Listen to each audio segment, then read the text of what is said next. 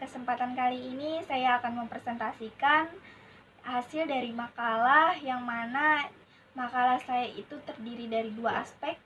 Yang pertama itu ada aspek pembelajaran dengan pendekatan terpadu, sedangkan aspek yang kedua yakni pengembangan kurikulum di sekolah, di mana pada kesempatan kali ini saya akan mempresentasikan pada aspek yang pertama, yakni tentang pembelajaran dengan pendekatan terpadu.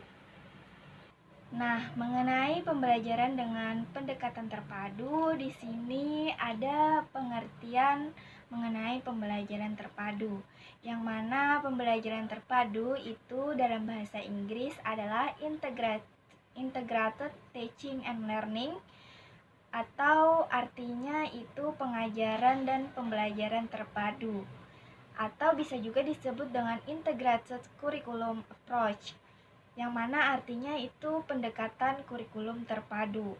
Nah, jadi pembelajaran terpadu sebagai suatu konsep yang merupakan pendekatan pembelajaran yang mana melibatkan beberapa mata pelajaran untuk memberikan pengalaman belajar yang bermakna bagi anak didik.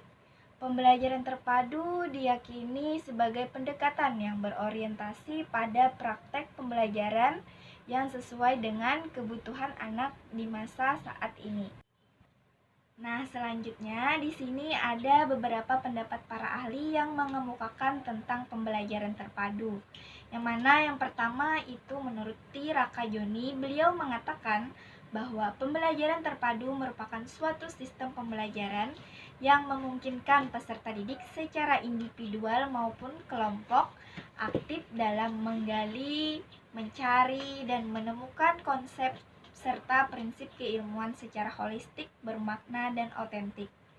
Nah, sedangkan yang kedua, menurut Sri Anita, pembelajaran terpadu itu adalah suatu konsep yang menggunakan pendekatan pembelajaran yang mana melibatkan konsep-konsep secara terkoneksi, baik secara inter maupun antar mata pelajaran. Nah, sedangkan yang ketiga, menurut Hadi Subroto, beliau mengatakan bahwa pembelajaran terpadu adalah pembelajaran yang diawali dengan satu pokok bahasan atau tema tertentu, dikaitkan dengan pokok bahasan lain. Nah, konsep tertentu juga dikaitkan dengan konsep yang lain yang dilakukan secara spontan ataupun direncanakan. Nah, baik dalam satu mata pelajaran ataupun lebih, dan dengan beragam pengalaman belajar peserta didik, maka pembelajaran menjadi lebih bermakna bagi peserta didik. Nah, dari beberapa pengertian di atas, dapat kita simpulkan bahwa pembelajaran terpadu merupakan suatu model pembelajaran yang memadukan beberapa materi pembelajaran, yang mana untuk diterapkan pembelajaran terpadu ini dapat dilakukan melalui 3 pendekatan, yaitu penentuan berdasarkan keterkaitan kompetensi dasar, tema, dan masalah yang dihadapi.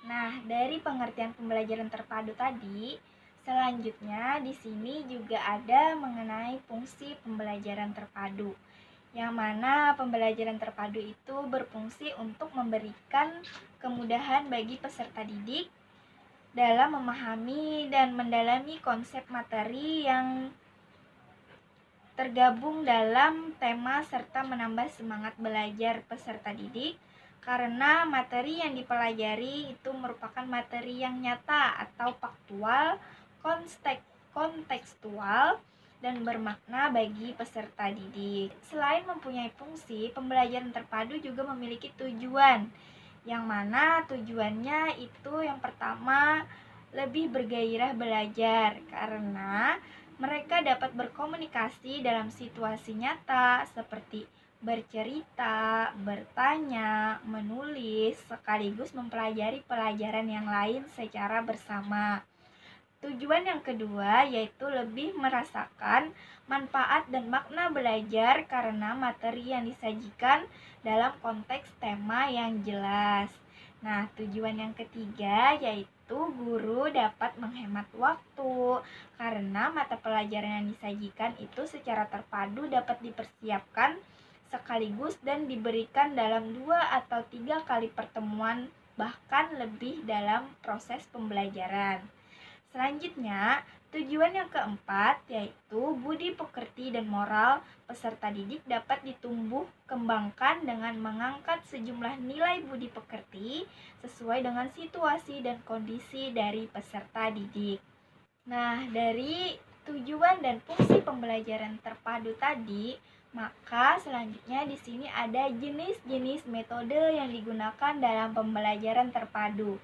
Yang mana itu yang pertama metode jaring laba-laba atau sering disebut dengan Webbed.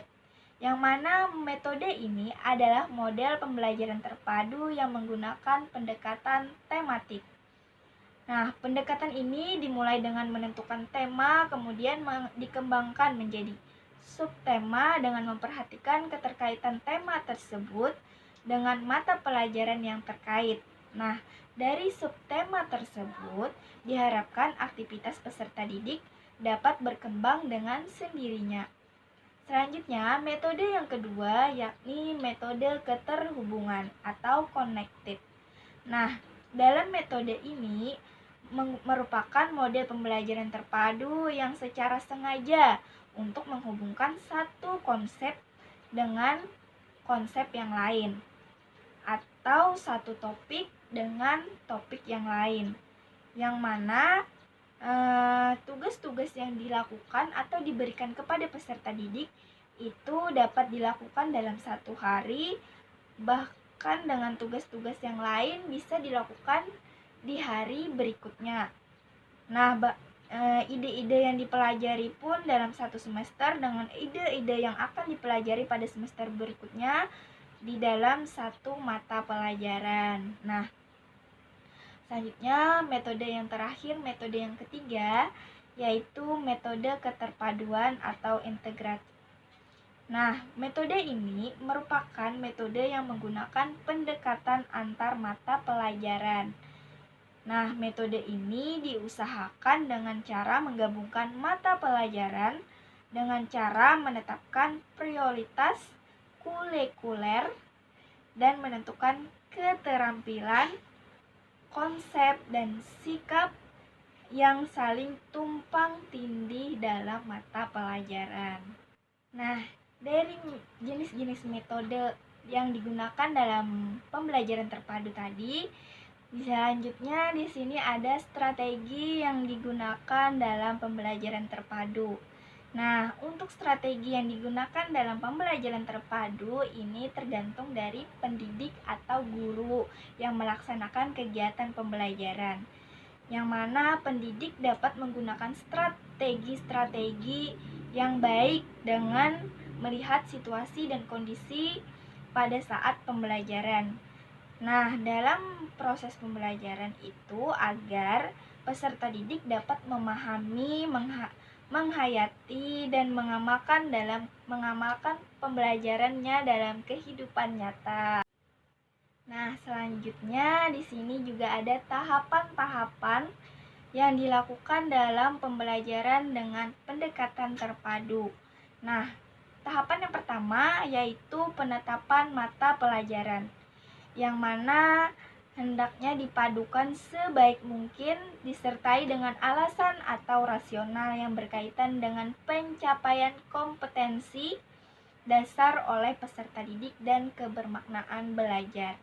Tahapan yang kedua yaitu penetapan kompetensi dasar, di mana pada tahap ini dilakukan identifikasi kompetensi pada jenjang kelas dan semester yang sama dari setiap mata pelajaran, yang memungkinkan untuk diajarkan secara terpadu dengan menggunakan vying sebuah tema satu persatu.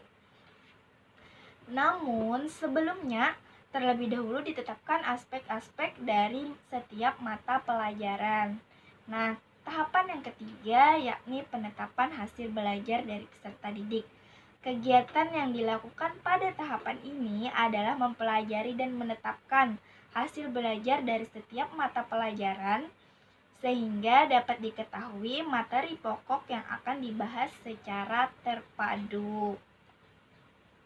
Nah, tahapan yang selanjutnya yakni penetapan tema, di mana dalam pembelajaran itu penetapan tema dimaksudkan untuk dapat mempersatukan kompetensi-kompetensi dasar dari setiap mata pelajaran yang akan dipadukan pada jenjang kelas dan semester yang sama. Nah, selanjutnya ada penetapan kurikulum keterhubungan kompetensi dasar dengan tema. Nah, pada tahapan ini dilakukan pemetaan keterhubungan kompetensi dasar dari masing-masing mata pelajaran yang akan dipadukan dengan tema, di mana pemetaan tersebut dapat dibuat dengan bagan atau matrik jaringan topik yang memperlihatkan kaitan antar tema satu dengan tema yang lain. Nah, selanjutnya ada penyusunan silabus, di mana dari hasil seluruh proses yang telah dilakukan pada tahap-tahap sebelumnya itu dijadikan dasar dalam penyusunan silabus pembelajaran terpadu. Nah, setelah penyusunan silabus itu selesai, maka penyusunan satuan pembelajaran terpadu atau yang sering dikenal dengan rencana pelaksanaan pembelajaran yang sering disebut dengan RPP juga. Nah, merupakan realisasi dari pengalaman belajar peserta didik yang telah ditentukan pada silabus pembelajaran terpadu. Selanjutnya, setelah ada tahapan-tahapan dari pembelajaran terpadu tadi, nah selanjutnya di sini ada hubungan pembelajaran dengan pendekatan terpadu melalui komunikasi secara efektif. Nah, ada dua teori tentang pola berkomunikasi antara guru dengan siswa. Yang pertama, ada teori transmisi, yang mana teori ini mengatakan guru dalam berkomunikasi selama ini hanya berdasarkan pada satu konsep yang dimiliki oleh guru. Nah, struktur pengetahuannya ditetapkan berdasarkan pengetahuan oleh guru, yang mana siswa tidak memiliki kesempatan untuk menyampaikan idenya sendiri. Nah,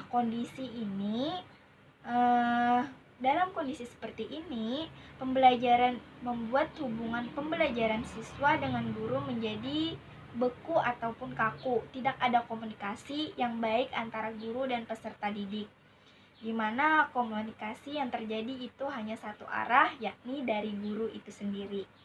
Nah, untuk memperbaiki keterbatasan kondisi tersebut, guru disarankan untuk mengikuti teori dari interpretasi, yaitu teori yang kedua ini mengatakan bahwa peserta didik diberi kesempatan untuk menyampaikan ide atau informasi yang dia ketahui, di mana peserta didik dapat menyampaikan idenya untuk menyelesaikan masalah. Benar dan salah bukan tujuan dari akhir pembelajaran, di mana di sini peserta didik juga mempunyai kesempatan untuk menyampaikan berbagai pengetahuan yang mereka miliki, eksplisit atau implisit, untuk mengembangkan pengetahuan yang sama dengan pokok bahasan yang dibicarakan, serta mampu menghubungkannya. Jika komunikasi antar guru dan peserta didik dapat berjalan secara efektif, maka proses belajar mengajar di kelas itu bukan lagi merupakan hal yang rutin yang membosankan bagi peserta didik. Jadi perlu juga adanya hubungan komunikasi secara efektif antara guru dengan siswa agar pembelajaran di sekolah itu dalam kelas tidak membosankan seperti guru-guru yang pada umumnya itu kebanyakan kan ya memiliki saat proses pembelajaran itu komunikasinya hanya satu arah, yang mana itu dari yang berbicara itu hanya guru itu sendiri. Mengenai pemilihan materi ajar, di sini saya memilih materi ajar kelas 4, tema 2 mengenai berhemat energi, subtema 1 yakni materi sumber energi. Nah, untuk tahapan-tahapan dalam proses pembelajarannya bisa dilihat pada RPP yang telah saya lampirkan di makalah. Nah, dari hasil pemaparan materi tadi, semoga dapat bermanfaat bagi pembaca ataupun yang mendengarkan ataupun yang melihat video ini. Semoga ilmunya dapat bermanfaat dan diterapkan dalam kehidupan sehari-hari. Kurang lebihnya saya memohon maaf dan saya akhiri dengan wassalamualaikum warahmatullahi wabarakatuh.